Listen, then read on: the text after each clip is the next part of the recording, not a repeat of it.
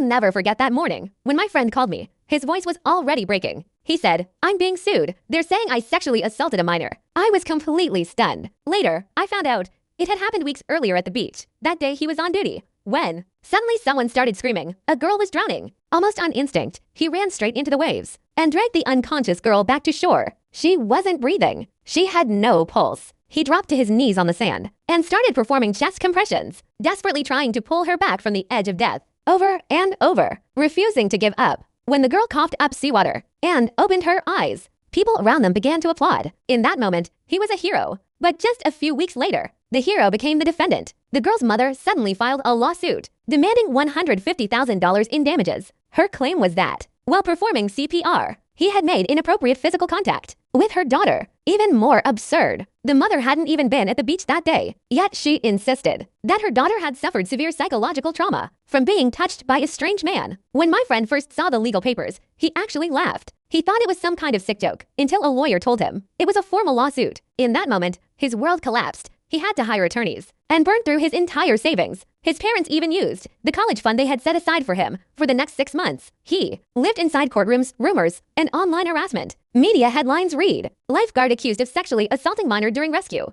Some people called him a monster. Some people defended him. But no matter what, his name had already been nailed to a pillar of shame. He lost the job he had lined up. The person he had been dating disappeared. At one point, he even told me maybe I shouldn't have gone into the water at all. Until one day, a video from the scene changed everything. The footage clearly showed the entire rescue. Standard CPR, proper procedure, no boundaries crossed. The judge dismissed the case on the spot and ordered the plaintiff to pay all legal fees. Legally, he won. But his heart was already scarred beyond repair. He never went back to being a lifeguard. He said he was afraid that one day saving someone might destroy his life all over again. And today, I'm sitting in a cafe waiting for him. Next to me on the table is a gift I prepared, a backpack. On it are the words, "Faith over fear, walk with courage, strength through Christ." Because I want him to know he is not the man who was falsely accused. He is the man who survived the darkness.